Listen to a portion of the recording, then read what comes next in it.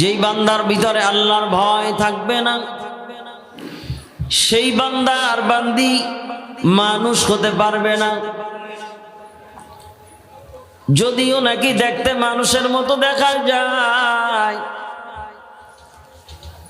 অন্য মানুষের মতো তার দুইটা হাত আছে, দুইটা পা আছে, মাথা সব ঠিক আছে, কিন্তু ওই বান্দা আর বান্দি আল্লাহকে ভয় করে না। ওই বান্দা বান্দি যদিও নাকি তাকে দেখতে মানুষের মতো দেখা যায়, কিন্তু আসলে সে মানুষ হতে পারে নাই, বরংস সে হায়াওয়ান জানোয়ারের চাইতে আরো নিকৃষ্ট। ঠিক কিনা? কথা বলেন ঠিক কিনা? এই জন্য আল্লাহর ভয় দরকার আছে না নাই? আল্লাহ রাব্বুল আলামিন কোরআনুল কারীম ইরশাদ করেছেন, ওয়ালিমান খাফা মাকামা রাব্বিহি জান্নাতান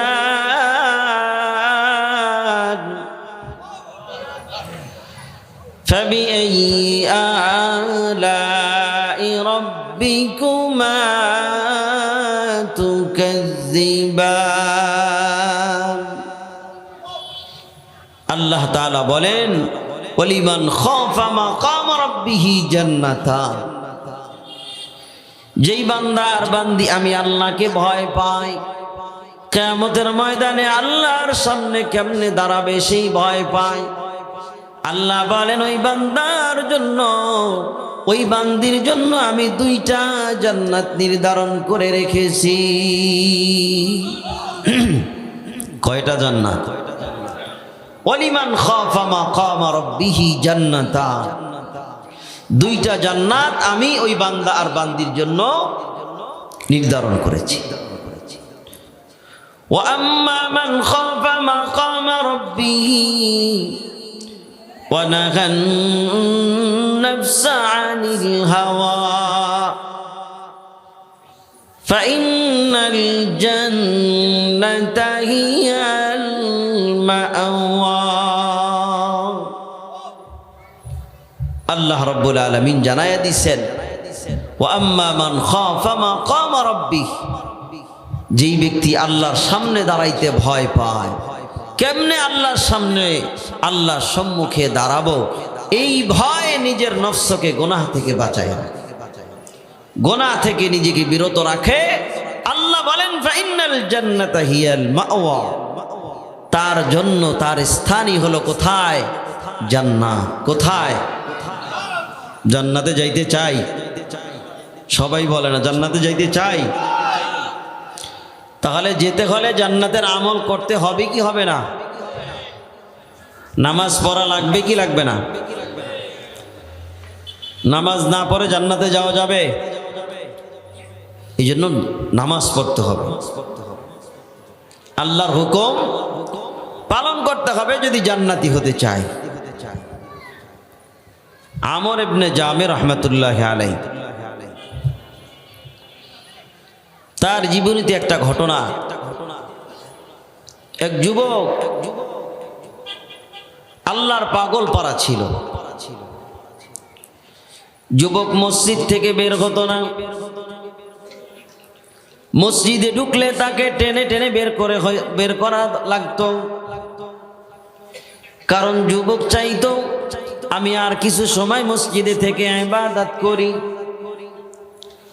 মসজিদ থেকে বের হলে যুবকের ভালো লাগে না, যুবক শুধু মসজিদে থাকতে চায়, বেশি বেশি ইবাদত করে।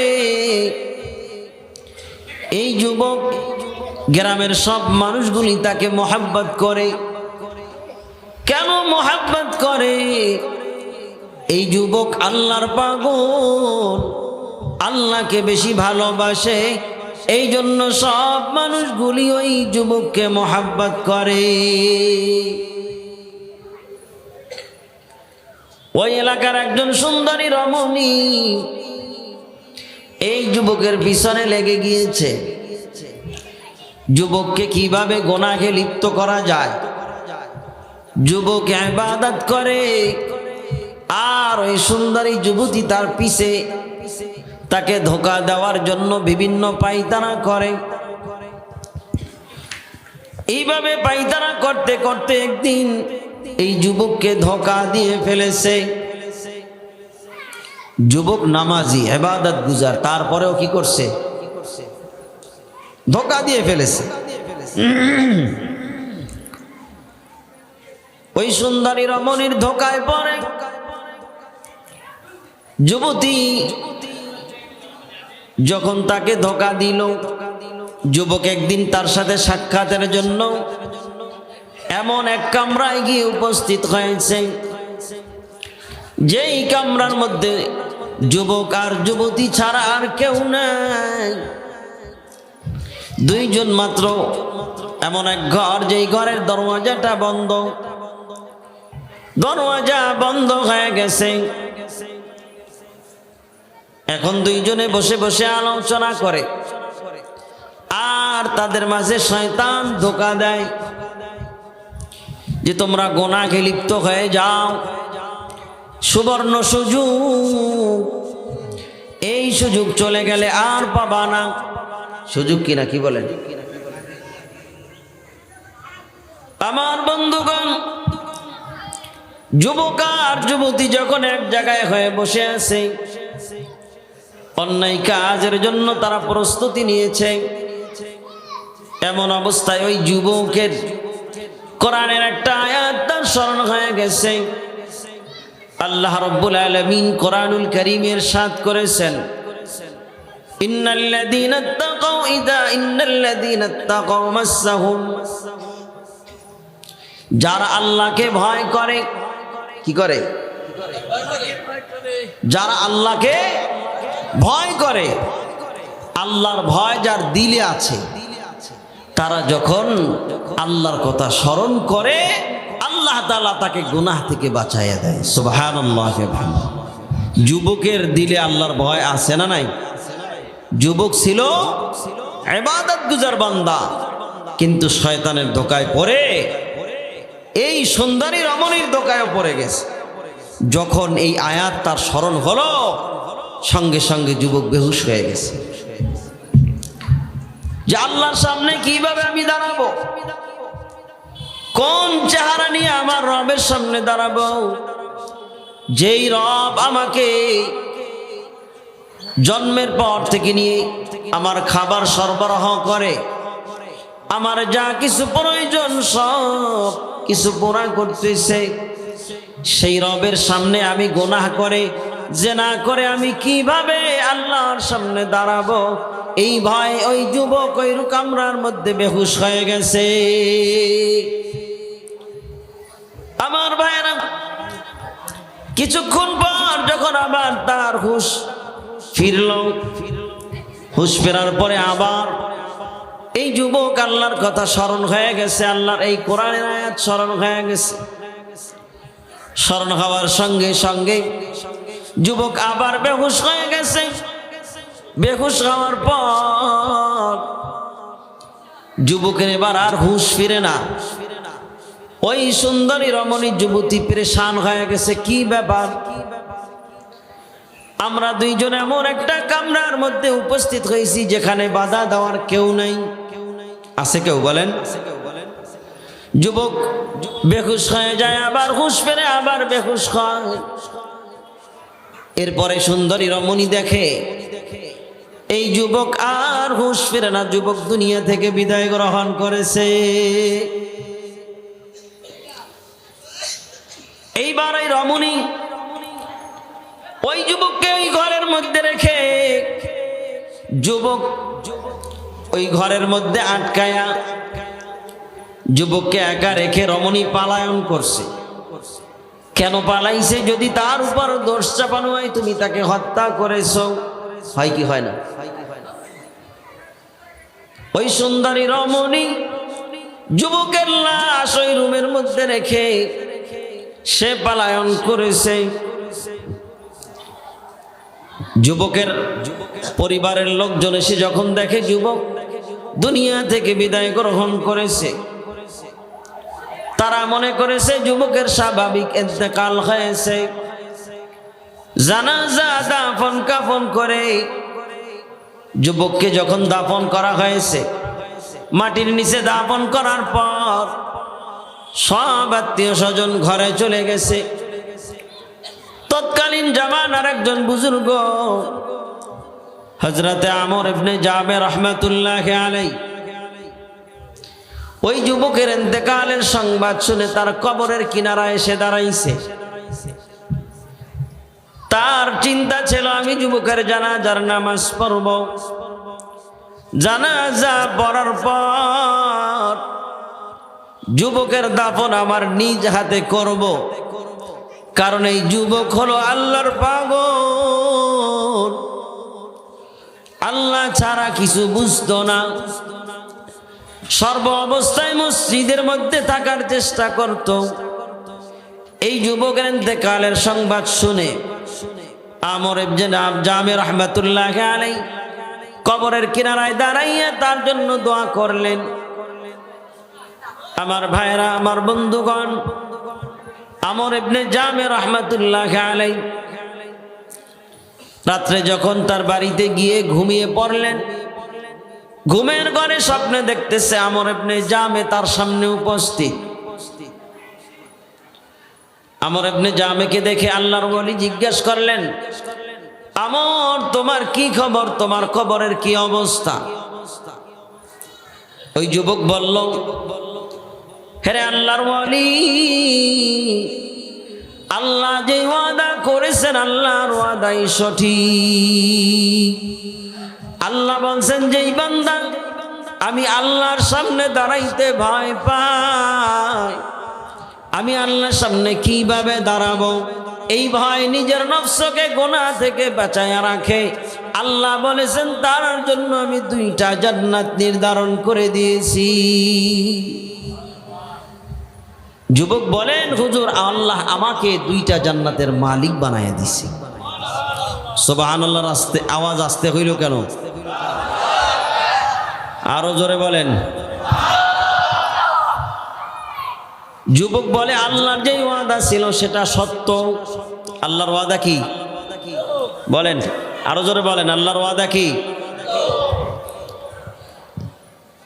যুবক 2টা জান্নাতের মালিক হয়ে গেছে।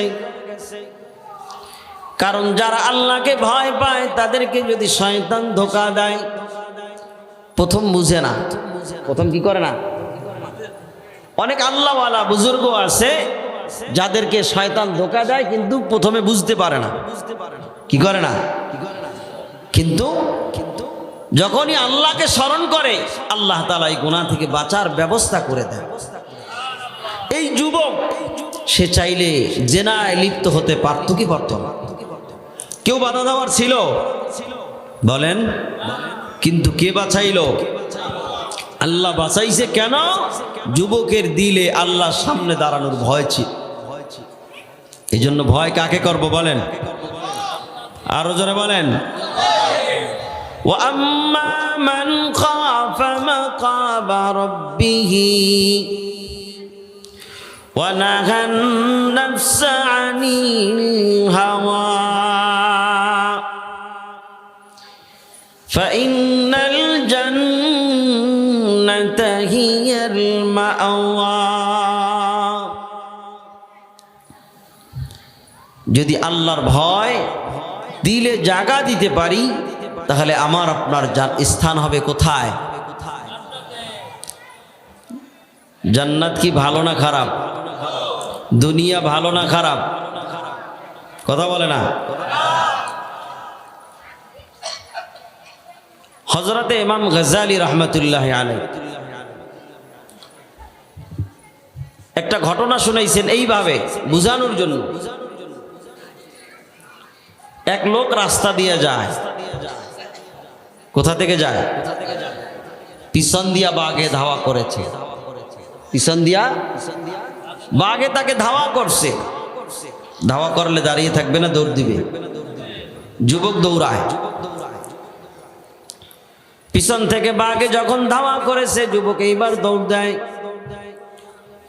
যুবক খুঁজে কোথায় বাঘের এই খপ্পর থেকে আমি বাঁচতে পারি।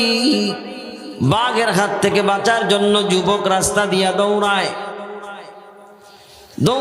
আর এদিক সেদিক তাকাইতে থাকে কোন জায়গায় পলানোর জায়গা আছে কিনা, বাঘের খপ্পর থেকে বাঁচা যায় কিনা। এই জন্য এদিক ওদিক তাকায় আর দৌড়ায়। একবার পিছে তাকায়, একবার সামনে তাকায়, একবার ডাইনে তাকায়, একবার বামে তাকায় বাঁচার জন্য। কিসের জন্য? এরে আল্লাহর বান্দারা, ডানে বামে সামনে পিছে তাকায়, পিছে তাকায় দেখে বাঘ আমার কাছে চলে আসলো কিনা, সামনে দেখে আমার বাঁচার কোনো জায়গা আছে কিনা। বাঘ দেখলে ভয় পাই আমরা, কথা বলে না? আপনাদের কষ্ট হইতেছে, খারাপ লাগে? বাঘ দেখলে আমরা কি করি? দৌড় দেই। কেমন দৌড়? দৌড় কাকে বলে? দৌড়ের প্রকার কত, কত শক্তি আমার দেহে আছে, সম্পূর্ণ শক্তি দিয়ে কি করব?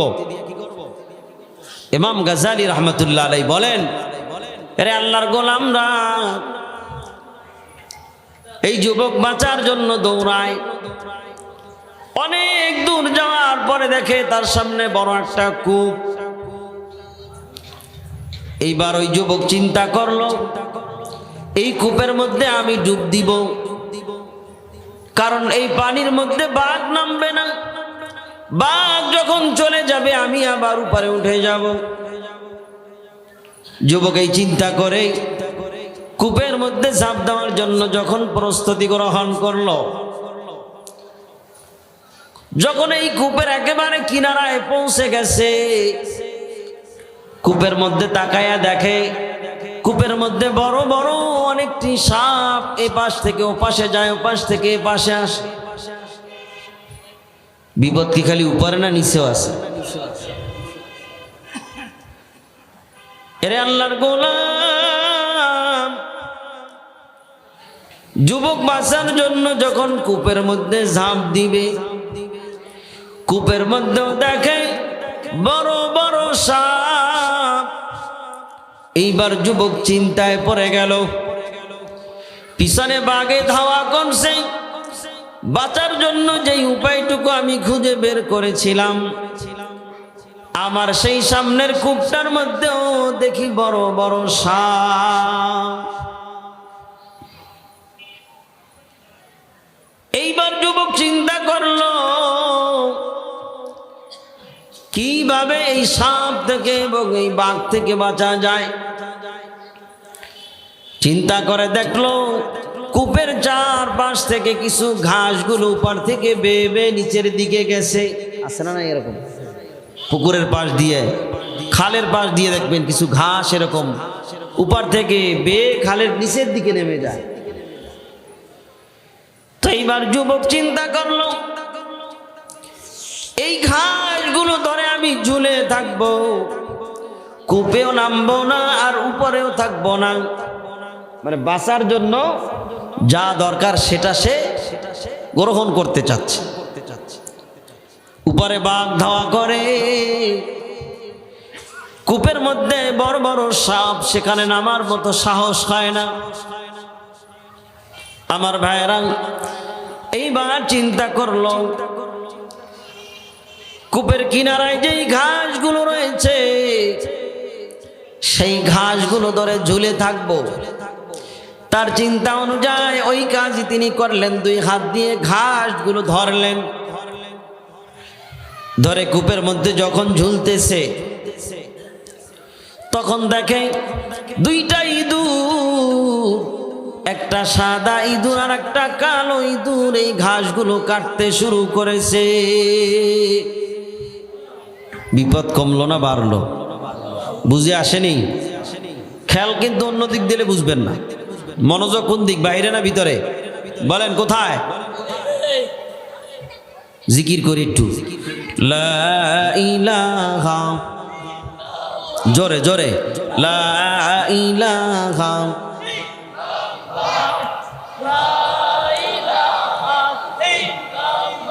আরো জোরে, লা ইলাহা। আওয়াজ নাই, আল্লাহর জিকিরে মোহাব্বত নাই, আসেনি? জোরে আওয়াজ দেন, আল্লাহু আকবার। আরো জোরে।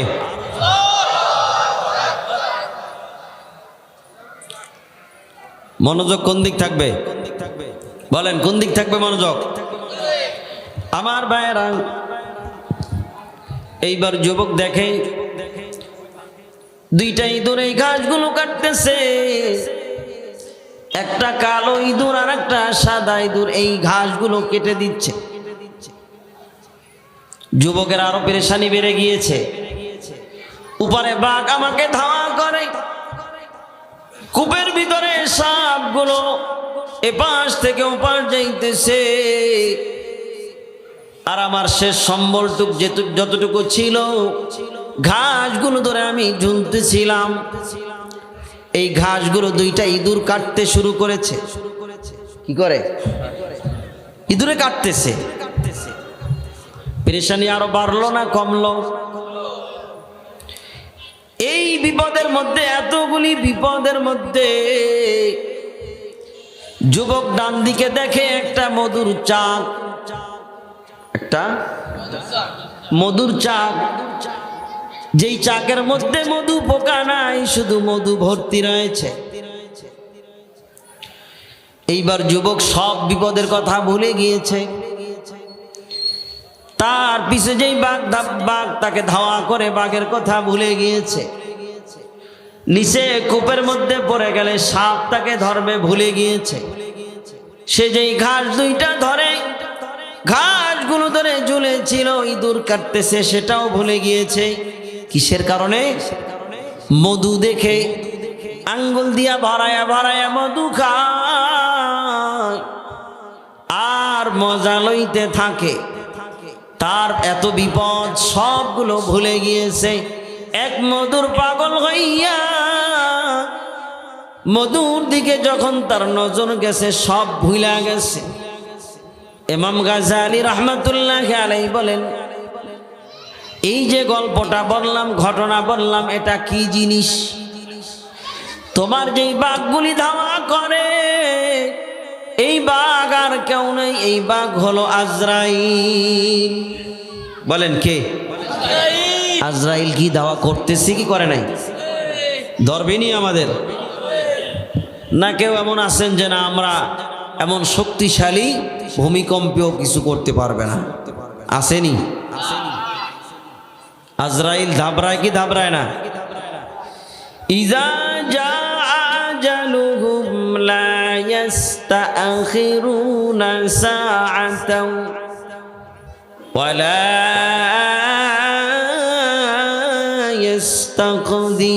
ইস্তাকদিমুন।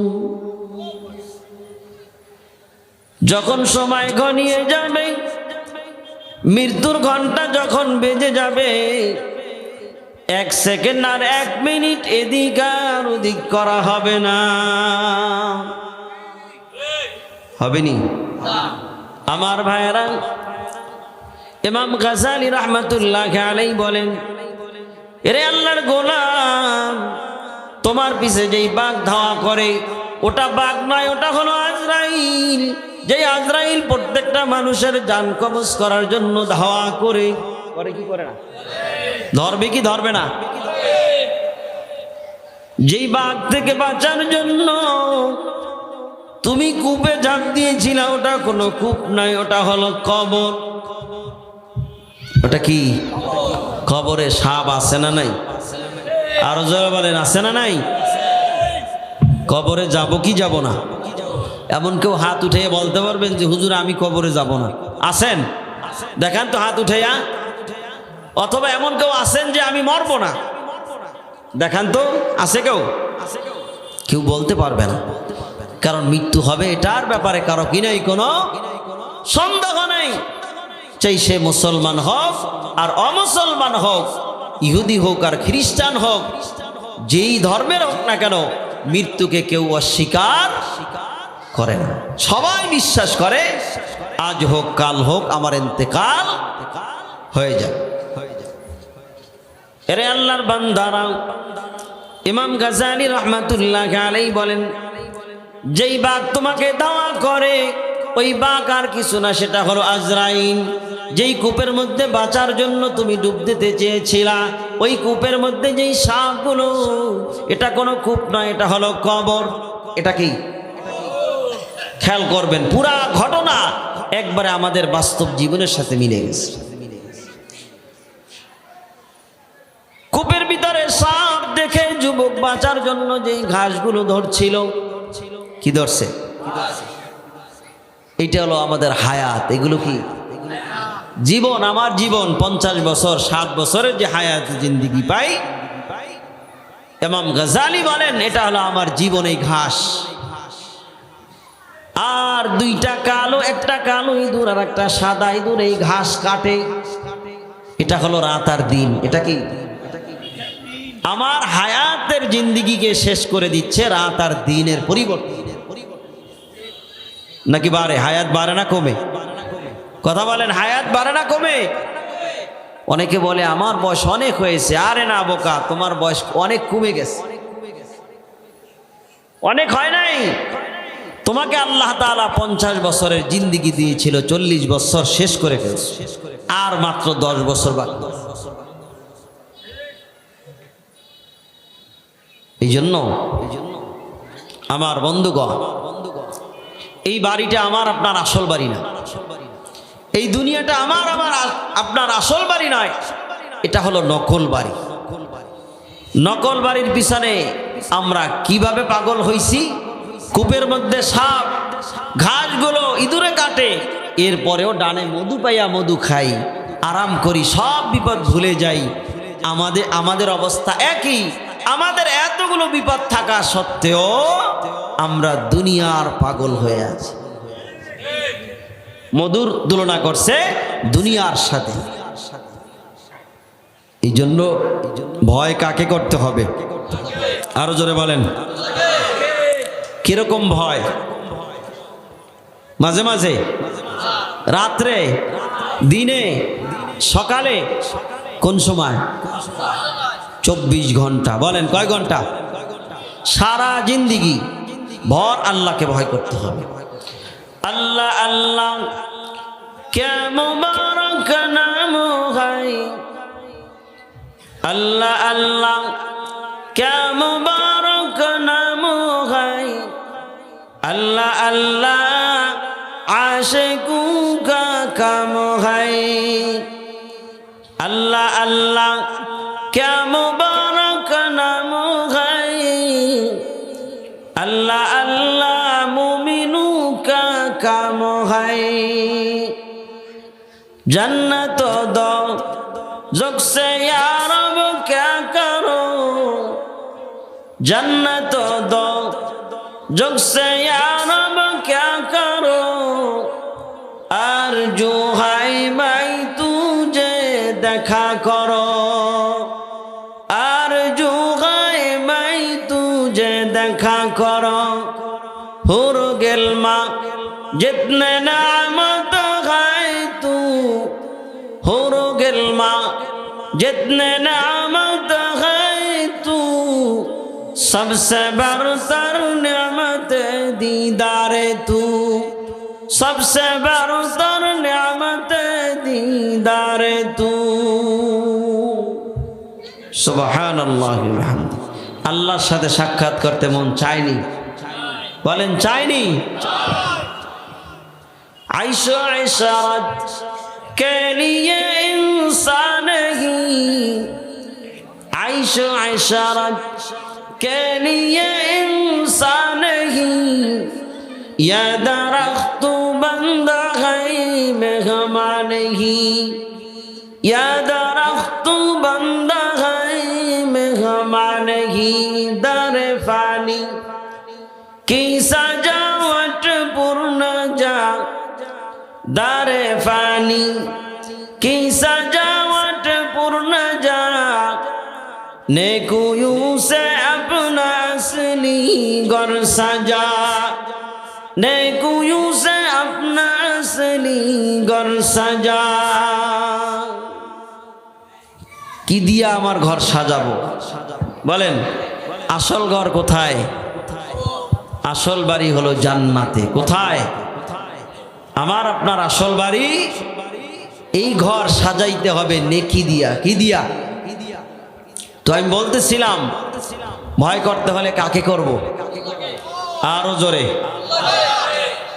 আল্লাহ কেমন রব? আল্লাহ কি আমাকে কম দিছে?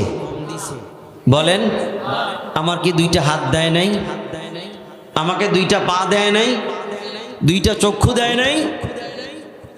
কোন দিক থেকে আমাকে অভাবে রেখেছে?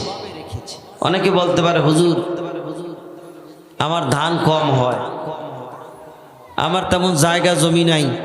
অনেকের তো বিঘা বিঘা জমি, আমার সামান্য একটু ছোট্ট কুড়ে ঘরে থাকি। তুমি কুড়ে ঘরে থেকে কি অশান্তিতে আছো? বলেন,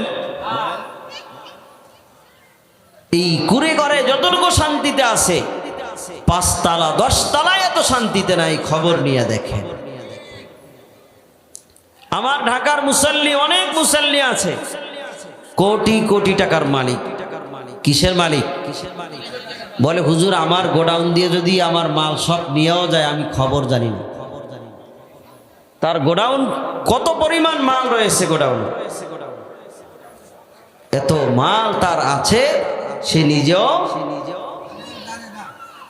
ওই দিন একজনে বলতেছিল হুজুর গোডাউনে যখন কেউকে মাল আনতে পাঠাই অনেক সতর্কতার সাথে পাঠাও, কারণ আমি 5,000 গজ বিক্রি করলাম, ওখান থেকে যদি ও 20,000 গজ দিয়ে দেয় আমার ধরার খবর নেই। আমি জানি না তো আমার ওখানে কত হাজার গজ মাল আছে না নাই?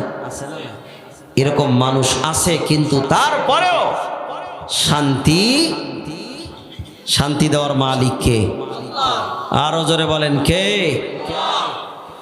এই জন্য কুড়ে ঘর থাকা এটা কষ্টের নয়। আল্লাহর একজন বুজুর্গ মসজিদ থেকে নামাজ পড়ে বের হয়েছে। খেয়াল দিয়ে শুনবেন, মনোযোগের সাথে শুনবেন। এরে আল্লাহর বান্দারা, ওই আল্লাহর ওয়ালি নামাজ শেষ করে মসজিদ থেকে বার হইছে। যখন বের হবে দেখে প্রচন্ড রোদ, রাস্তা গরম হয়ে গেছে, রাস্তা দিয়া খালি পায়ে হাঁটা যায় না। এই আল্লাহর ওয়ালির পায়ে জুতা নাই, জুতা কেনার মতো টাকা নাই। ধনী মানুষ এই জন্য, হ্যাঁ অনেক ধনী এই জন্য জুতা কেনার মতো পয়সা নাই, গরিব। আল্লাহর ওয়ালি গরিব। মসজিদ থেকে যখন বের হবে মনটা খারাপ হয়ে গেছে, মনে মনে ভাবতেছে যদি আমার টাকা থাকতো, আমার সম্পদ থাকলে আজ আমার এই প্রচন্ড তাপের মধ্যে গরম রাস্তার উপর দা খালি পায়ে হেঁটে যাইতে হইতো না। এইটা চিন্তা করতে করতে যখন ওই আল্লাহর ওয়ালি রাস্তা দিয়া যায়, কিছু দূর যাওয়ার পর দেখে একজন ভিক্ষুক ভিক্ষা করতেছে, তার 2টা পা নাই। কি নাই? আল্লাহর ওয়ালি দৌড় বেড়ে মসজিদে ঢুকছে। ঢুকে বলে আল্লাহ আমার ভুল হয়ে গেছে, আমাকে মাফ করে দাও। তুমি তো আমার পায়ে জুতা দাও নাই, কিন্তু তোমার ওই বান্দার তো 2টা পাই নাই, আমার তো পা আছে। আলহামদুলিল্লাহ, তোমার হাজারো শুকরিয়া, আমি জুতা পায়ে দিতে পারছি না, কিন্তু ওই বান্দার তো 2টা পা নাই, আমাকে তো তুমি 2টা সুন্দর পা দিয়েছ।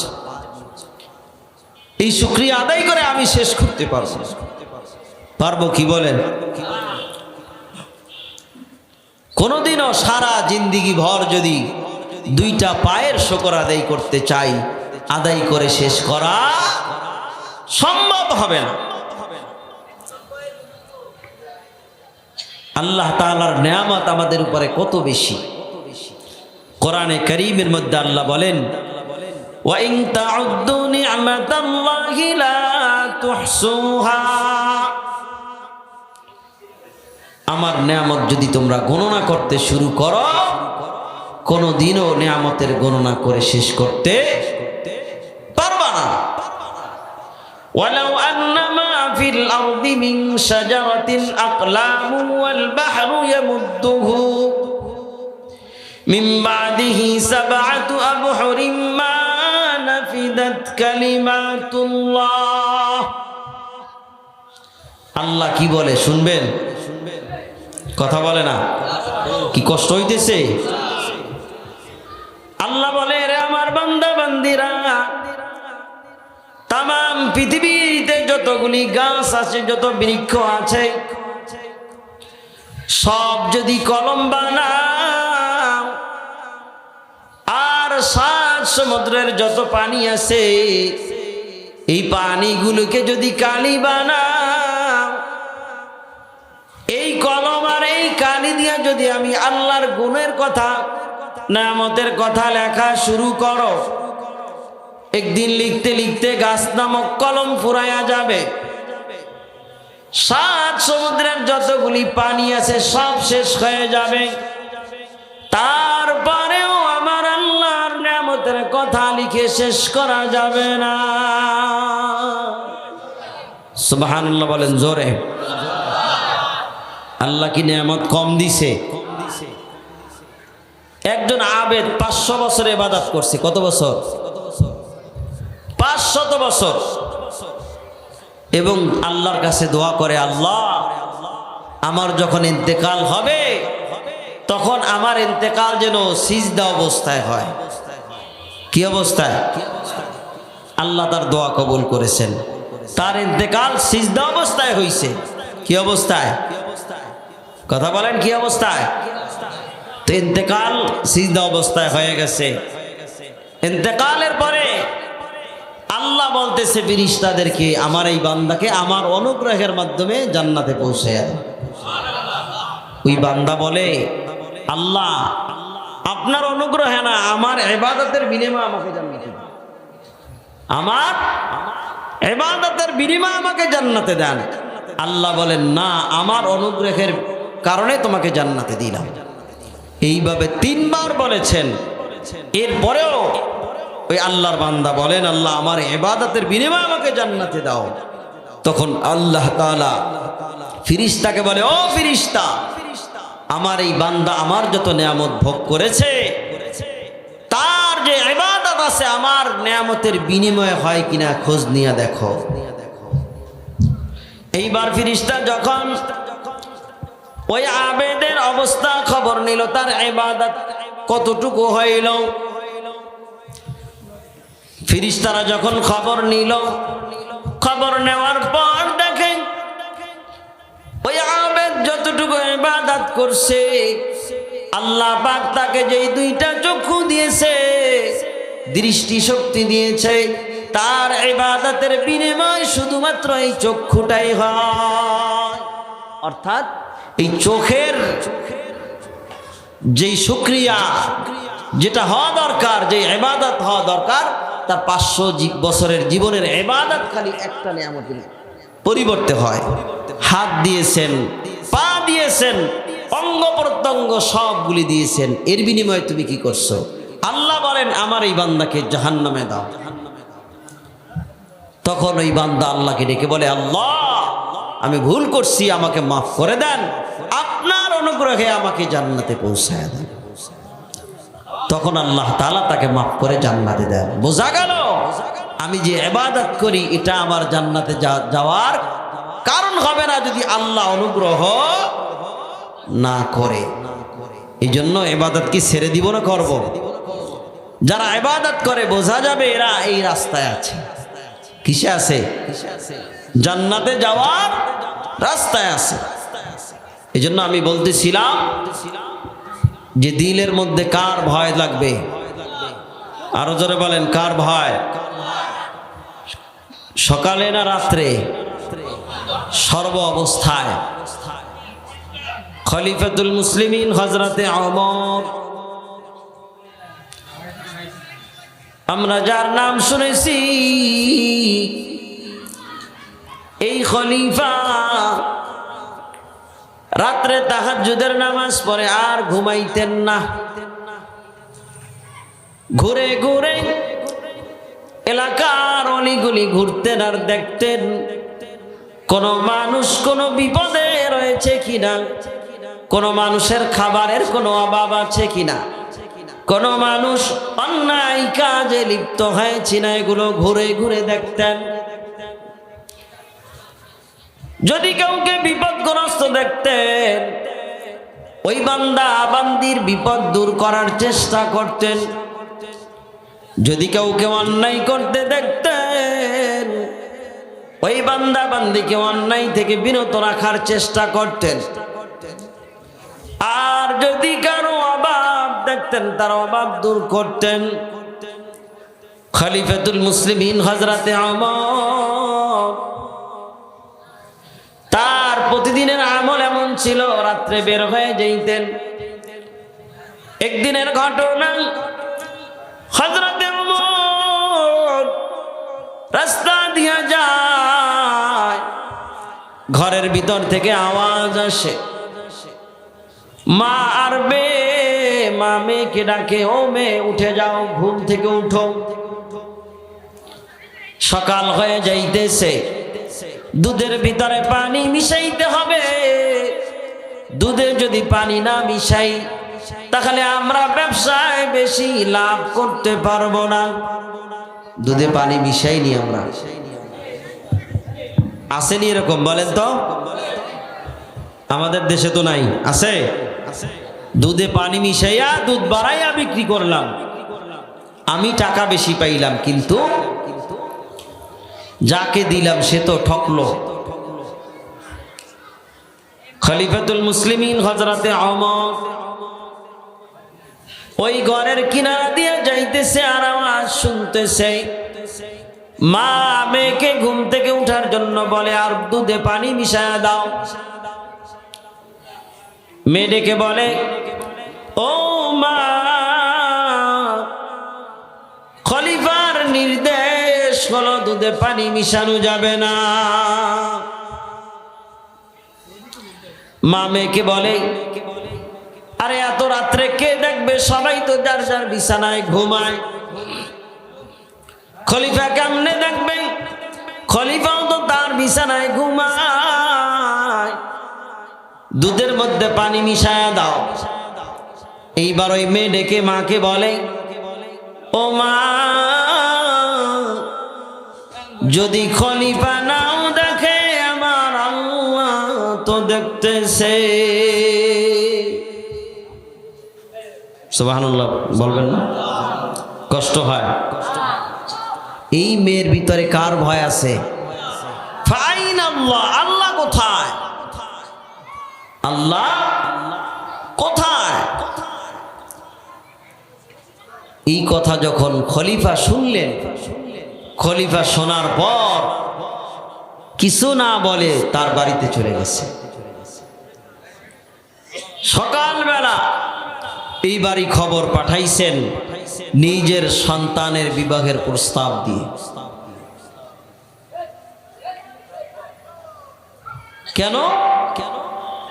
এই মেয়ের ভিতরে আল্লাহর ভয় রয়েছে। কি আছে বলেন? এটা দিনদারি মেয়ে, আল্লাহ ওয়ালা মেয়ে। নিজের সন্তান ওমর ইবনে আব্দুল আজিজ রাহমাতুল্লাহি আলাইহি, যাকে ইসলামের পঞ্চম খলিফা বলা হয়, এই মেয়ের ঘরেই জন্মগ্রহণ করেছে। সুবহানাল্লাহ বলবেন না? কষ্ট হয় আপনাদের? যখন সন্তান বিবাহ করাবো, যে নামাজ পড়ে না এমন দেখা, কথা বলে না, যার টাকা আছে এটা দেখা কি দেখবো? খুঁজি না।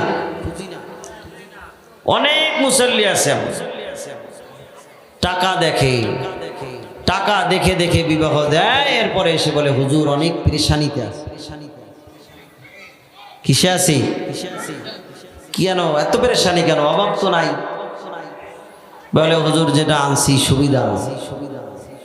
আমি বলি ভাই, আপনি আনছেন মেয়ে আনেন নাই, টাকার সম্পদ আনছেন। আপনাকে এইটা না দিলে আপনি মেয়ে আনবেন না, বিবাহ করাবেন না। যখন এই চুক্তি হয়, এইটা এইটা দিব, চুক্তি হলে বিবাহ হয়, লক্ষ হাজার টাকা দেন মোহর ধার্য করেন, 1 টাকাও দেন। আছে না নাই? কথা বলেন, আছে না নাই? আমাদের সমাজে অভাব নাই।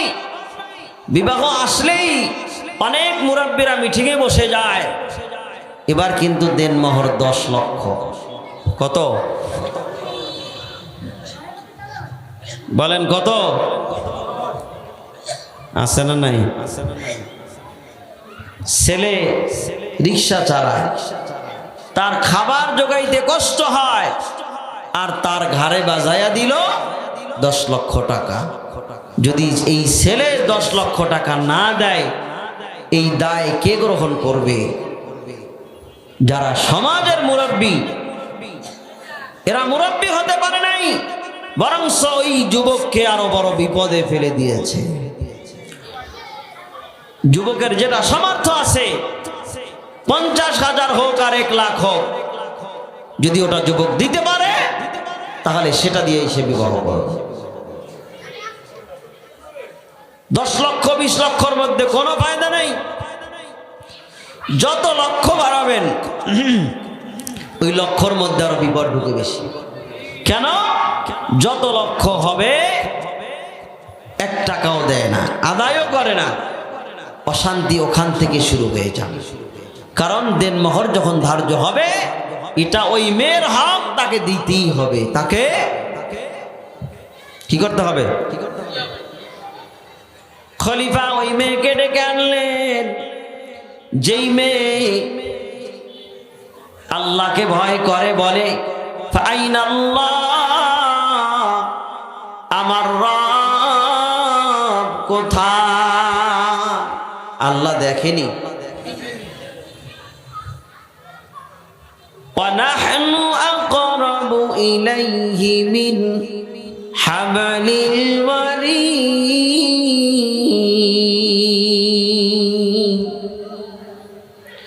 আল্লাহ বলেন, তোমার শাহরব যেটা আছে তার চাইতেও আমি তোমার বেশি নিকটে। তুমি 2 নম্বরই করবা, আমি আল্লাহ দেখি। তুমি কাউকে ঠকাবা, আমি আল্লাহ দেখি। তুমি কারো সম্পদ দখল করবা, আমি আল্লাহ দেখি। তুমি তাকে হত্যা করবা, আমি আল্লাহ দেখি। দেখেন কি দেখেন না? এই জন্য ভয় কাকে করব? জোরে বলি, কাকে করব? ওয়ালিমান খাফা মাকামা রাব্বিহি জান্নাতান। আল্লাহ বলেন যে আল্লাহর সামনে দাঁড়াইতে ভয় পায়, আমি তার জন্য 2টা জান্নাত নির্ধারণ করেছি। অন্য আয়াতে বলেন, ওয়া আম্মা মান খাফা মাকামা রাব্বিহি ওয়া নাহান নাফসা আনিল হাওয়া। আল্লাহর ভয়ের কারণে আমি গুনাহ থেকে নিজেকে বাঁচাইছি, জান্নাত জাহান্নামের জন্য না। কিসের জন্য না? জাহান্নামের ভয়ের কারণে নয়। আল্লাহর সামনে আমি কেমনে দাঁড়াবো? ভয় করব জান্নাতকে, জাহান্নামকে না আল্লাহকে? কথা বলেন, কাকে? এই আয়াতের ব্যাখ্যায় প্রসিদ্ধ তাবিঈ মুজাহিদ রহমতুল্লাহ আলাইহি বলেন, এই আয়াত ওই ব্যক্তির জন্য যে আল্লাহর বান্দা, তার দিলে গুনাহ করার ইচ্ছা হয়, কিন্তু যখন ইচ্ছা হয় সঙ্গে সঙ্গে এই ভয় হয়, আমার রবের সামনে আমি কিভাবে দাঁড়াবো, এই আমল নিয়ে আমি কিভাবে দাঁড়াবো, সঙ্গে সঙ্গে গুনাহ থেকে ফিরে আসে। এই ব্যক্তির জন্য 2টা জান্নাত। বলেন কার জন্য? অথবা এমন ব্যক্তি এমন জায়গায় রয়েছে যেই জায়গায় কোনো মানুষ নাই, কোনো মানুষ বাধা দেওয়ার নাই, কোনো মানুষ দেখার নাই, এমন কামরার মধ্যে রয়েছে। তখন তার অন্যায় করতে মনে চায়, অন্যায় করতে মনে চায়, কিন্তু আল্লাহর ভয় তার দিলে আছে। আল্লাহর ভয়ের কারণে অন্যায় থেকে সে ফিরে থাকে, অন্যায় করে না। কার ভয়ের কারণে? এই ব্যক্তির জন্যই বলা হয়েছে 2টা জান্নাত। তাহলে ভয় করলে কাকে করব বলেন?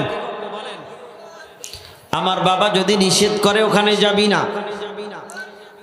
আমার ওস্তাদ যদি নিষেধ করে এই কাজ করবি না, আমার অফিসের বস যদি বলে যে এই কাজগুলি আপনারা করবেন না, আমার ক্ষমতা, আমরা তো এখন ক্ষমতা কাকে বুঝি? রাষ্ট্রীয় ক্ষমতা নাকি? আমার নেতা যদি বলেন এইটা করবেন অন্যটা করবেন না, নেতারটা শুনিনি, কথা বলে না, নেতার কথা শুনিনি, বসের কথা শুনি, মা বাবার কথা শুনি,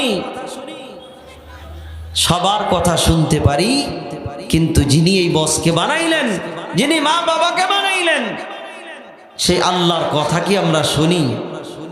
জোরে বলেন শুনি। তাহলে আমরা কিসের বান্দা হলাম? এই জন্য যার ভিতরে আল্লাহর ভয় নাই তাকে দেখতে মানুষের মতো মনে হলেও এটা মানুষ নয়।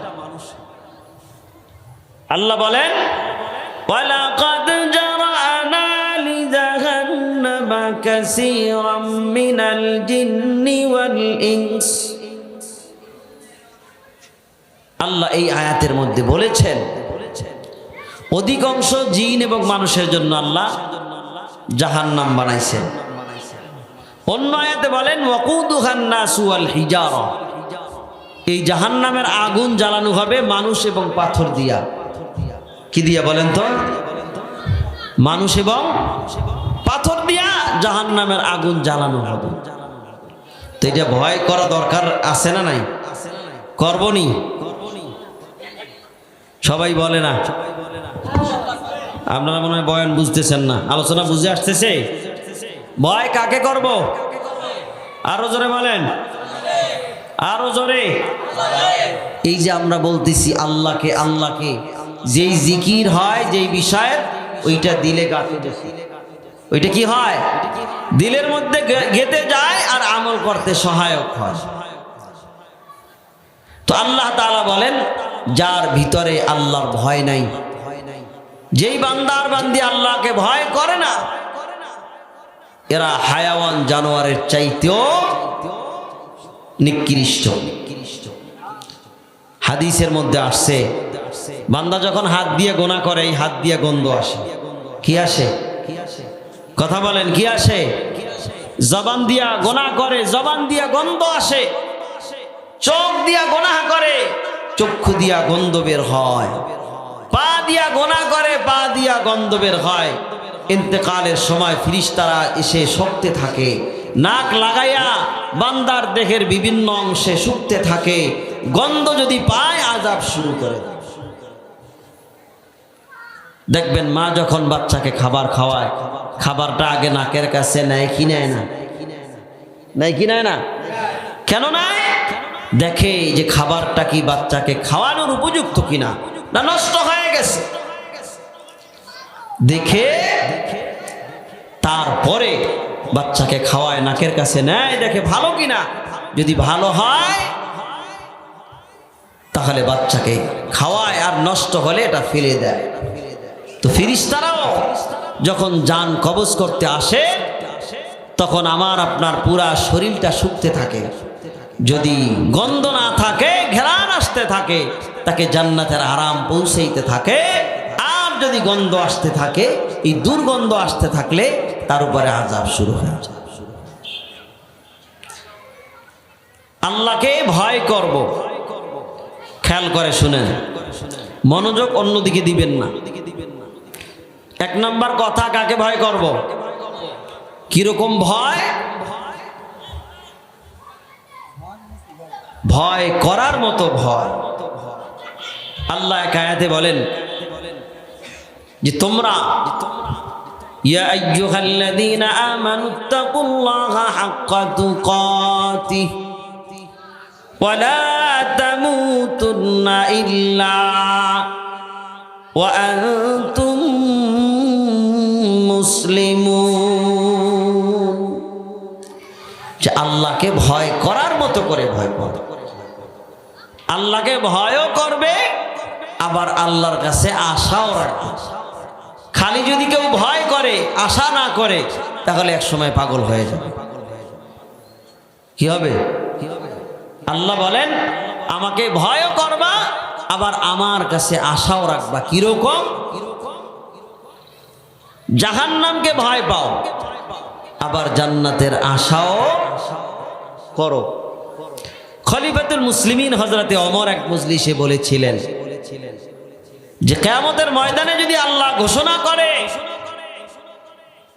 যে আজ সবাই জান্নাতি, একটা মানুষ জাহান্নামী, খলিফাতুল মুসলিমিন বলেন আমি ওমর ভয় করি ওই মানুষটা আমি ওমর না হয়ে যায়।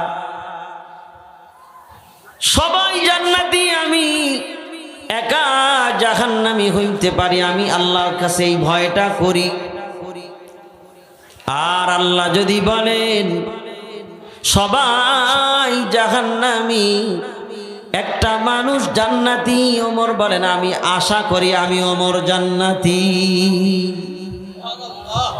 অর্থাৎ আশাও থাকবে, ভয়ও। আশা এবং ভয়ের মাঝে ঈমান। আল ঈমানু বাইনাল খাউফি ওয়াল রাজা। আশা এবং ভয়ের মাঝে কি? ঈমান। আল্লাহকে কেন ভয় করব? কোরআনে আল্লাহ তাআলা এমন অনেক আয়াত নাজিল করেছেন, যেই আয়াতগুলো যদি আমরা শুনি আমাদের মনে হবে আল্লাহকে প্রচন্ড ভয় করো। আবার কিছু আয়াত এমন আছে, এই আয়াতগুলো যদি আমরা খেয়াল করি মনে হবে আল্লাহ তাআলার কাছেই বেশি আশা করতে হবে। যেখানে জাহান্নামের আলোচনা করেছেন সেখানেই জান্নাতের আলোচনা। এমন পাওয়া যাবে না যে শুধু জান্নাতের আলোচনা করে শেষ করছেন অথবা শুধু জাহান্নামের আলোচনা করেছেন। তাহলে বোঝা গেল আল্লাহকে ভয়ও করতে হবে, আল্লাহর কাছে আশাও রাখতে হবে। আল্লাহ বলেন ইন্না রাব্বাকা লাসারিউল ইকাব। আল্লাহ তাআলা আযাব দেওয়ার ব্যাপারে দ্রুত, অনেক দ্রুত আযাব পৌঁছাইতে পারেন। পারেন কি পারেন না? আল্লাহর কি দেরি হবে আযাব দিতে? ওয়া'লামু আন্নাল্লাহা শাদীদুল ইকাব। আল্লাহ বলেন তোমরা জানো নিশ্চয় আমার আযাব বড় কঠিন। ফাইন্নাল্লাহা শাদীদুল ইকাব। আমার আযাব বড় কঠিন। আল্লাহ তাআলা এভাবে কোরআনে বিভিন্ন জায়গায় বলেছেন যে আমাকে ভয় করো, আমাকে ভয় করো, আমার আযাব বড় কঠিন। ওয়াত্তাকুল্লাহা ইন্নাল্লাহা শাদীদুল ইকাব। এই আয়াতে আল্লাহ বলেন আমাকে ভয় করো কারণ আমার আযাব বড় কঠিন। আল্লাহর কৌশল থেকে কেউ পালাইতে পারবে না, আল্লাহর আযাব থেকে কেউ বাঁচতে পারবে না। যত বড় বুদ্ধিমান হোক, যত বড় দার্শনিক হোক না কেন, আল্লাহ তাআলার কৌশল থেকে বাঁচার কোনো সুযোগ নাই। আফা আমিনু মাকরাল্লাহ ফালা ইয়ামানু মাকরাল্লাহি ইল্লাল কওমুল খাসিরুন। আল্লাহ বলেন আমার কৌশল থেকে বাঁচতে পারবা না, আমার কৌশল থেকে পালাইবার কোনো জায়গা নাই। আছে আল্লাহর ধরা বড় ধরা। আল্লাহ ছাড় দেয় কিন্তু ছেড়ে দেয় না। ছাড়ে বলেন আল্লাহ ধরা বড় শক্ত, ধরেন না, তবে যখন ধরেন আর ছাড়েন না। এই জন্য আল্লাহকে ভয় করা চাই। কাকে? আমার প্রিয় ভাইয়েরা, এই আয়াতগুলোর মাধ্যমে বোঝা যায় আল্লাহকে প্রচন্ড ভয় করতে হবে। আল্লাহর আযাব বড় কঠিন, আল্লাহ তাআলার আযাব বড় শক্ত। আবার কিছু আয়াত পড়লে দেখবেন আল্লাহর মতো রহমতওয়ালা আর কেউ নাই। আর আল্লাহ বলে বান্দা তুমি গুনাহ করছো, আজ আসমান থেকে জমিন পর্যন্ত পুরা জায়গাটা গোনা দিয়া ভরে ফেলেছ। আমি আল্লাহর কাছে ক্ষমা চাও, আমার কাছে মাপ চাও, আমি তোমার সব গোনাগুলি মাফ করে দিব। সুবহানাল্লাহ বলবেন। এত সুন্দর একটা সংবাদ শুনলেন যে গোনাহ করছেন, আল্লাহর কাছে মাপ চাইলে কি করবেন? কথা বলে না? আল্লাহ বলেন আমি আযাবের ব্যাপারে কঠিন শক্ত, আবার বলেন তুমি গোনাহ করে ভরে ফেলেছো, আমার কাছে মাপ চাও, আমি মাফ করে দিব। আমার কাছে মাপ চাও, আমি মাফ করে দিব। আল্লাহ কোরআনুল কারীমে বলেন গাফিরিজ যামবি ওয়া কাবিলিত তাওবি শাদীদিল ইকাব জিত্তাউলি লা ইলাহা ইল্লাহু।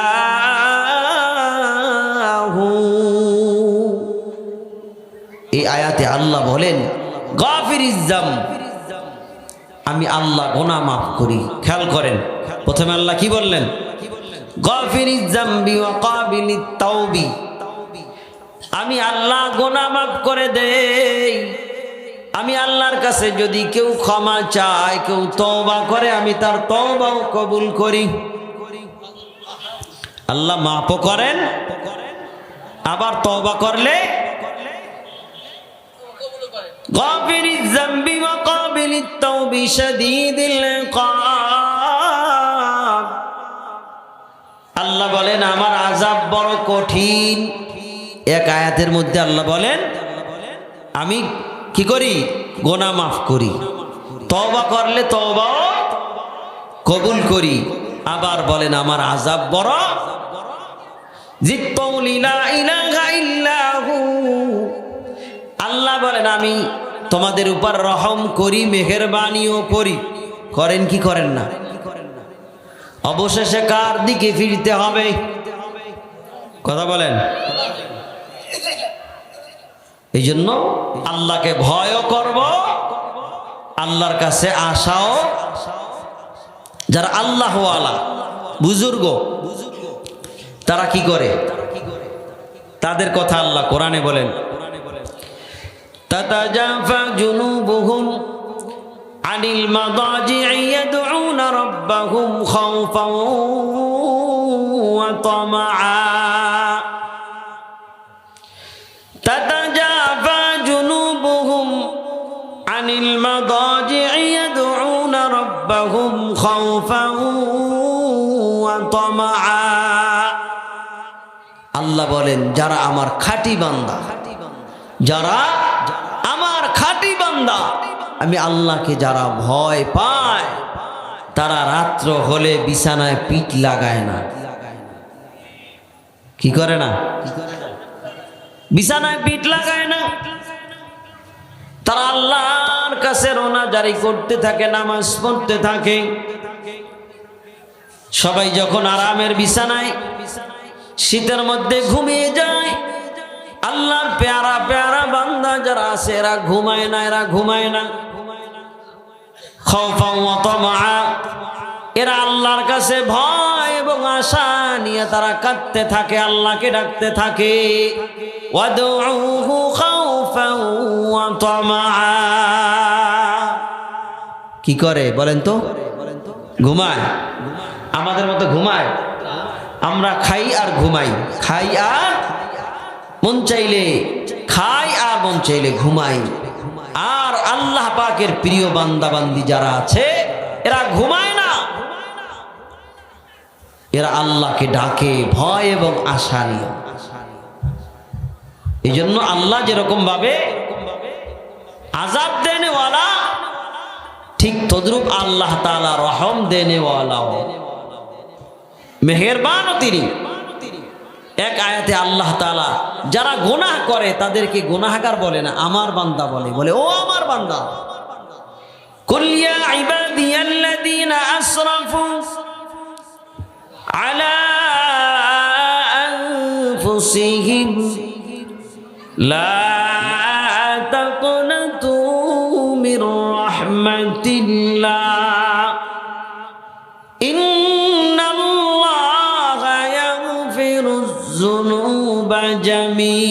জামিআ।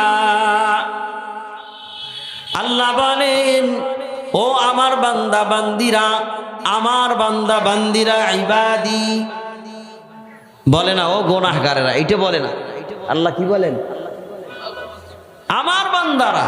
আমার মানে কি? আপনজনকে আমার বলে। আমার ছেলে, আমার বাড়ি, আমার গাড়ি, আমার জমি জমা, আমার আমার সব আমার।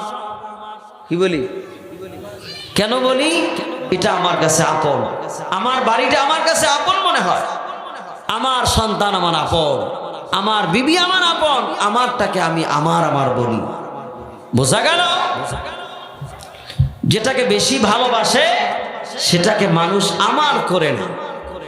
তো আল্লাহ তাআলা আমাদেরকে ভালোবাসেন বিদায় আল্লাহ বলেন, ইবাদি কুল ইয়া ইবাদিয়াল্লাযীনা আসরাফু,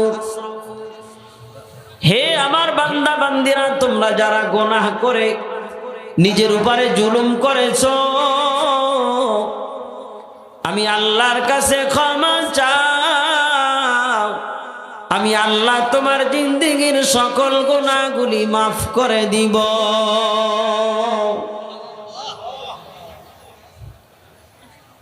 এই দেখেন, আমাদের দেশে অনেক অপরাধ হয় কি হয় না?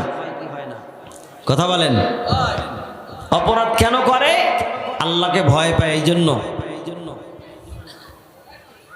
যত আইন হোক, পুলিশ হোক, সেনাবাহিনী হোক, আর যত বাহিনী আছে সবগুলো যদি মোতায়েন করা হয়, দিনের আলোতে যদিও নাকি বান্দাদের অপরাধ দমন করা যায়, রাতের অন্ধকারে সম্ভব। বন জঙ্গলে গোপনে বান্দা যদি গুনাহ করে, অপরাধ করে, এই বাহিনী টের পাবে? কথা বলেন, পাবে না। এই জন্য আল্লাহর ভয় যদি মানুষের মধ্যে না হয়, না আসে, অপরাধ দমন করা সম্ভব। যত আইন হোক, যত আদালত হোক, যত দুর্নীতি দমন কমিশন হোক, যত আদালত স্থাপন করা হোক, এগুলো দিয়া অপরাধ দমন করা সম্ভব হবে না যদি আল্লাহর ভয় না থাকে। আর আল্লাহর ভয় যদি দিলে এসে যায়, তখন দেখবেন এমনি অপরাধ দমন হয়ে যাবে। তখন কোনো বাহিনীর দরকার নেই। কি নাই? দরকার আছে। আশরাফ আলী থানভী রাহমাতুল্লাহি আলাইহি বলেন, এরে বান্দা বান্দিরা, তোমরা গুনাহ করো, অল্প সময় মজা উপভোগ করো, অল্প সময় তোমরা মজা পাইলা, কিছু সময় মজা পাইলা গুনাহ করে করে, কিন্তু গুনার সাজা অল্প নয়, দীর্ঘ সময় সাজা ভোগ করতে হবে। হবে কি হবে না? আমার ভাইয়েরা, আমার বন্ধুগণ, একজন যুবক আর একজন যুবতী, দুইজন একজন আর একজনের সাথে পরিচয় হয়েছে। একদিন মোবাইলের মাধ্যমে পরিচয় হয়েছে, রাস্তায় পরিচয় হয়েছে, অথবা হসপিটালে পরিচয় হয়েছে, অথবা বাস টার্মিনালে পরিচয় হয়েছে। হয় কি হয় না? আমার ভাইরা, এই পরিচয় যখন হয়ে গেছে, যুবক আর যুবতী একজন আগে আর একজনকে চিনত না। এখন পরিচয় হয়েছে, একদিন দুইজন পাশাপাশি বসছে। দুই বান্দা বান্দি যখন যুবক আর যুবতী পাশাপাশি বসছে, কিছু আলোচনা হয়েছে। একদিন পরিচয়, পরের দিন আলোচনা।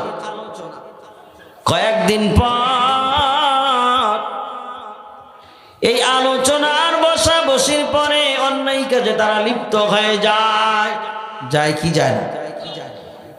5 মিনিটের আরাম, 5 মিনিটের আনন্দ, আর সাজা হলো সারা জীবন ভর। কেমন সাজা? কেমন সাজা?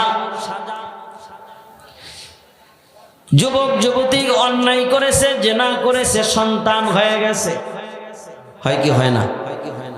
কথা বলেন, হয় কি হয় না? যুবক যুবতী অন্যায় করেছে, জেনায় লিপ্ত হয়েছে। 5-10 মিনিটের আরাম আর আনন্দ, সারা জীবনটা তার দুর্বিষহ করে ফেলেছে। যখন এলাকায় জানাজানি হয়ে যায়, এলাকায় আর মুখ দেখাইতে পারে না, এলাকা থেকে পলায়ন করে। করে কি করে না? যুবতী তার পেটে বাচ্চা এসে গেছে, এইবার শরমে লজ্জায় কি করবে? গলার মধ্যে রশি ঝুলাইয়া ফাঁস লয়, অথবা বিষ পানের মাধ্যমে দুনিয়া থেকে বিদায় গ্রহণ করে। করে কি করে না? কিসের জন্য? 5 মিনিটের আরাম, 5 মিনিটের শান্তি সারা জীবনটা দুর্বিষহ করে ফেলে। এই জন্য গোনাহ কোনোদিন মানুষকে আরাম দিতে পারে না, আরাম দিতে পারে না। এই গোনাহ যখন মানুষ করবে, গোনাহ তাকে দুনিয়ায়ও অশান্তি আর আখিরাতেও জাহান্নামে ঢুকাবে। ঠিক কি না? বিশ্বাস হয়নি? এই জন্য আশরাফ আলী থানভী রহমতুল্লাহ আলাইহি বলেন, গোনাহের মজা হলো চুলকানির মতো। কিসের মতো বলেন? কিসের মতো? আমরা চুলকাই না? ওই দেখবেন ক্যানভাসাররা যারা ঔষধ বিক্রি করে, এরা বলেন চুলকাইতে চুলকাইতে পায়জামা লুঙ্গি সব ছিঁড়ে ফেলছে, কিন্তু যখন চুলকায় তখন কিন্তু মজা পায়। পায় কি পায় না? কথা বলে না? চুলকাইলে মজা পায় কি পায় না? কিন্তু যখন চুলকানো শেষ, মজাও শেষ, এইবার সাজা শুরু হয়ে যায়। যেই জায়গা আমি এত আরাম করে চুলকাইলাম, এখন এই জায়গা জ্বলা শুরু হয়। হয় কি হয় না? চুলকানের পরে মজা আছে না সাজা আছে? চুলকাইতে মজা লাগে, আর চুলকানোর পরে সাজা শুরু হয়ে যায়। আশরাফ আলী থানভী রহমাতুল্লাহ আলাইহি বলেছেন, ওরে আল্লাহর বান্দা বান্দিরা, তোমরা চুলকাইলে যেইভাবে মজা পাও, পরক্ষণ কিছু সময় পর যেইভাবে সাজা শুরু হয়ে যায়, একই অবস্থা গোনাহ যখন করবা, গোনায় যখন লিপ্ত হবা, গোনাহ অনেক মজা লাগবে, গোনাহ অনেক ভালো লাগে, কিন্তু যখন গোনাহ শেষ হয়ে যাবে তখন তোমার সাজা শুরু হয়ে যাবে। যাবে কি যাবে না? এই জন্য আমার ভাইরা, সর্ব অবস্থায় ভয় কাকে করব? বলেন কাকে করব?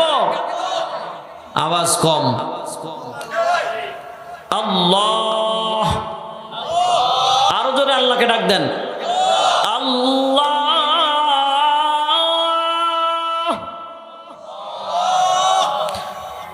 আল্লাহ।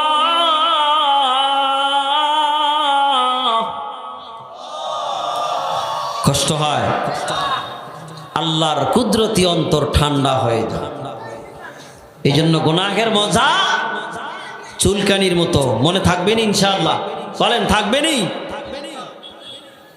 আমরা যখন রোজা রাখি, রোজা রাখা অবস্থায় আমার ঘরের মধ্যে ঠান্ডা পানি ফ্রিজের মধ্যে আছে, আসেনি? প্রচন্ড রোদ, এমন গরম, মনে চায় যেন আমি কয়েক লিটার পানি খেয়ে ফেলি। চাই কি চায় না? মনে চায় না এরকম? যে রোজা রাখছি, কষ্ট হচ্ছে, রোজা রাখছি, মনে হয় এখন দুপুর হয়ে গেছে, আসর হয়, মাগরিবার হয় না, কষ্টে থাকি, তারপরে রোজা ভাঙ্গে। কেন ভাঙ্গে না বলেন তো? মানুষের ভয়। ঘরে কেউ নাই, এরে আল্লাহর গোলাম, ঘরে কেউ নেই, দেখার কেউ নাই। আমি যদি পানি খেয়ে ফেলি, আমি পানির মধ্যে ডুব দিছি, ডুব দেওয়ার পর সেখানে পানি খাওয়ার সুযোগ আছে না নাই? পানির ভিতর ঢুকছি, পানির অভাব আছে? কথা বলে না? কেন খায় না? আল্লাহর ভয় করে। বান্দাকে ভয় করে না, কাকে ভয় করে? আল্লাহর ভয়ের কারণে বান্দা যেইভাবে রোজা রেখে পানি খায় না, পিপাসায় ভুগতে থাকে, পানি পান করে না, কোনো খাবার খায় না। আমি যদি গোপনে খাই, সন্ধ্যায় মসজিদে ইফতারি করতে বসলে কেউ জানবে? তারপরেও কেন খায় না? বোঝা গেল এই বান্দা বান্দিরা আল্লাহকে ভয় পায়। কাকে ভয় পায়? চিল্লায় এখন, কাকে ভয় পায়? আল্লাহ। আল্লাহ এই সে শিরিন স্তনাম আল্লাহ আল্লাহ क्या मुबारक नाम है अल्लाह अल्लाह आशिकों का काम है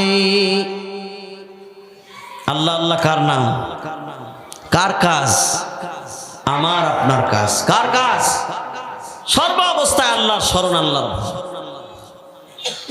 আজ আমরা দুনিয়াটাকে এমন ভাবে আপন করে নিয়েছি আমরা দুনিয়াটাকে সফলতার মানদণ্ড বানাইছি খেয়াল করেন কিরকম আমরা অনেক আছি মনে করি যদি আমার একটা সার্টিফিকেট হয়ে যায় তাহলে আমি সফল আছে না নাই কথা বলেন আছে না নাই যদি একটা সার্টিফিকেট আমি পেয়ে যাই তাহলে আমি দুনিয়া আখেরাতে সফল কি বলেন আবার কোন বান্দা বান্দি আছে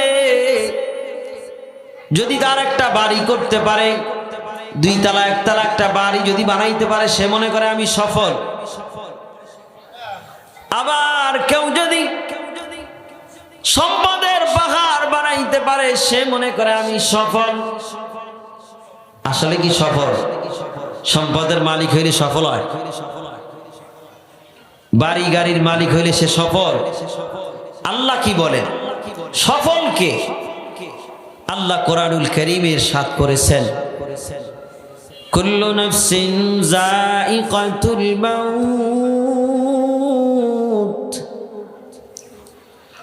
কুল্লু নাফসিন যায়িকাতুল মাউত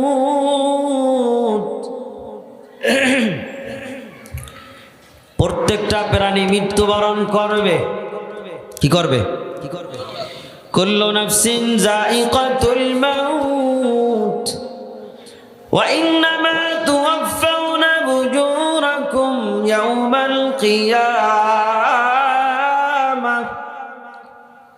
ফামান যুহজিহা আনিন নার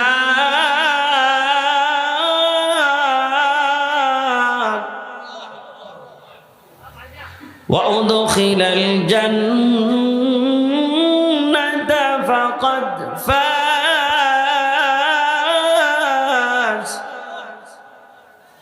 ওয়া মাল হায়াতুদ দুনিয়া ইল্লা মাতাউল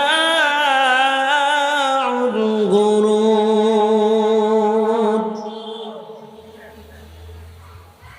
আল্লাহ রাব্বুল আলামিন এই আয়াতে কারীমায় বলেছেন ও আমার বান্দারা আমার বান্দিরা কুল্লু নাফসিন যায়িকাতুল মাউত মরবনি কি বলেন মাউতু কাসিন কুল্লু নাফসিন শারিবু মাউতু কাসিন কুল্লু নাফসিন শারিবু কবরু বাইতিন কুল্লু নাসিন দাখিলু কবরু বাইতিন কুল্লু নাসিন দাখিলু নবী গোয়াম কে আজ দুনিয়া জুদাবাস নবী গোয়াম কে আজ দুনিয়া জুদাবাস বাহার কারে কে বাসি বা খুদাবাস আউলিয়ারা কারে উকবা ইখতিয়ার আউলিয়ারা কারে উকবা ইখতিয়ার জাহেলারা কারে দুনিয়া ইখতিয়ার মাইলে মুমিন সোয়ে মুমিন মিশাওয়াত মাইলে মুমিন সোয়ে মুমিন মিশাওয়াত মাইলে কাফের সোয়ে কাফের মিশাওয়াত এক জামানা সাহাবাতে বা আউলিয়া এক জামানা সাহাবাতে বা আউলিয়া বেহতার সদ সালাত বেরিয়া। আমার ভাইরা, আমার বন্ধুগণ, লক্ষ্য করে শুনেন, আল্লাহ বলেন কুল্লু নাফসিন যায়িকাতুল মাউত। কি বলেন? সবাই মরবে, সব। আইনামা তাকুনু ইউদরিকুমুল মাউত। এ বান্দা বান্দিরা, কই পালাবি? যেখানে পালাবি সেখান থেকে আমার ফিরিস্তা বের করে আনবে। মরণের হাত থেকে পালানোর কোনো সুযোগ নাই। মরণ তোমাকে লইবে ঘিরি, ধরবেনি। তবে সফল কারা, এইটা বলতেছে আল্লাহ তাআলা বলেন ওয়া ইন্নামা তুওয়াফাউনা বুজুরাকুম ইয়াওমাল কিয়ামাহ। সফল মুমিন কারা? আল্লাহ তাআলা জানায়া দেয় ওয়া ইন্নামা তুওয়াফাউনা বুজুরাকুম ইয়াওমাল কিয়ামাহ। কিয়ামতের ময়দানে আল্লাহ তাআলা প্রত্যেকটা বান্দা বান্দি তার প্রাপ্য হক বুঝাইয়া দিবে। আমি যদি নেক আমল করি এর প্রতিদান আমি পেয়ে যাব। আমি যদি গুনাহ করি গুনার সাজা আমি ভোগ করব। ওয়া ইন্নামা তুওয়াফাউনা বুজুরাকুম ইয়াওমাল কিয়ামাহ। আল্লাহ বলেন কিয়ামতের ময়দানে যার যার প্রাপ্য হক তাকে দিয়ে দেওয়া হবে। ফামান যুহজিহা আনিন নার। আল্লাহ বলেন যাকে জাহান্নাম থেকে বাঁচাই দেওয়া হবে, যাকে ফামান যুহজিহা আনিন নার, যাকে জাহান্নাম থেকে বাঁচাইয়া দেওয়া হবে। ওয়া উদখিলাল জান্নাহ, আর যাকে জান্নাতের মধ্যে যাকে ঢুকানো হবে। জাহান্নাম থেকে বাঁচাবে, জান্নাতে যাকে আল্লাহ তাআলা ঢুকাবেন, ফাকাদ ফাজ, একমাত্র সেই সফল। সফল কারা এবার বলেন তো? যার বাড়ি আছে, আমার ভাইয়েরা, যার বাড়ি আছে সেই সফল, যার গাড়ি আছে সফল, যার নারী আছে সেই সফল, যার পদ পদবী আছে সফল। সফল না, আল্লাহ বলেন যাকে জাহান্নাম থেকে বাঁচায়া জান্নাতে ঢুকানো হবে কেবলমাত্র সেই ব্যক্তি সফল। এই জন্য দুনিয়ার পিছে যদি দৌড়াইতে থাকি, দুনিয়া কখনো আমাকে আরাম দিবেন না। কি দিবেন না? জান্নাত এটা আরামে পাওয়ার জিনিসটা, কি না? জান্নাত আরামে পাওয়ার জিনিস না। জান্নাত বানানোর পরে হাদিসের মধ্যে আসছে আল্লাহ তাআলা জিবরাইলকে বললেন, ও জিবরাইল, যাও আমার নেককার বান্দা বান্দির জন্য যে জান্নাত বানাইছি জান্নাতটা দেখে আসো। এইবার হযরতে জিবরাইল আলাইহিস সালাতু ওয়াস সালাম জান্নাত দেখলেন, এসে বলে, আল্লাহর কসম, আল্লাহ, জান্নাতের এত আরাম, এত আয়েশ, এটা যদি কোনো বান্দা বান্দি দেখে, এটায় না যাইয়া কেউ থাকবে না, সবাই যাবে, সবাই যাবে। এরপরে আল্লাহ তাআলা জিবরাইলকে আবার পাঠাইলেন। জিবরাইল আলাইহিস সালাতু ওয়াস সালাম আবার জান্নাত দেখে এসে বলে, আল্লাহ, জান্নাতকে আপনি যেইভাবে কষ্টগুলো দিয়া, বিভিন্ন কষ্টের সামান দিয়া ঘেরা দিয়েছেন, আমার মনে হয় কোনো মানুষ জান্নাতে যাইতে পারবে না। কোন মানুষ? এরপরে জিবরাইলকে পাঠাইলেন জাহান্নাম দেখতে। জাহান্নাম যখন দেখলেন, জিবরাইল দেখেন জাহান্নাম এক অংশ আর এক অংশকে খাওয়ার জন্য অগ্রসর হচ্ছে, এক অংশ আর এক অংশকে গিলে ফেলার জন্য অগ্রসর হচ্ছে। জিবরাইল আলাইহিস সালাম আল্লাহর কাছে এসে বলে, আল্লাহ, জান্নাত এমন ভয়ঙ্কর, কোন বান্দা বান্দি যদি দেখে কেউ এই জাহান্নামে যাইতে চাবে না। জাহান্নাম এমন ভয়ঙ্কর। আবার আল্লাহ জাহান্নামটাকে আরাম আয়েশ দিয়া সাজাইয়া, চতুর্পাশে আরাম দিয়া সাজাইয়া বললেন, জিবরাইল এবার দেখা আসো জাহান্নামটা কেমন আমি বানাইছি। জিবরাইল জাহান্নাম দেখে বলে, আল্লাহ, এবার কোন মানুষ জাহান্নামে না যায়া থাকবে না। তাহলে বোঝা গেল জান্নাত সাজানো হইছে কষ্টের সামান দিয়া, আর জাহান্নাম সাজানো হইছে আরাম আর আনন্দ উপভোগের জিনিস দিয়া। ঠিক কিনা? বুঝে আসেনি?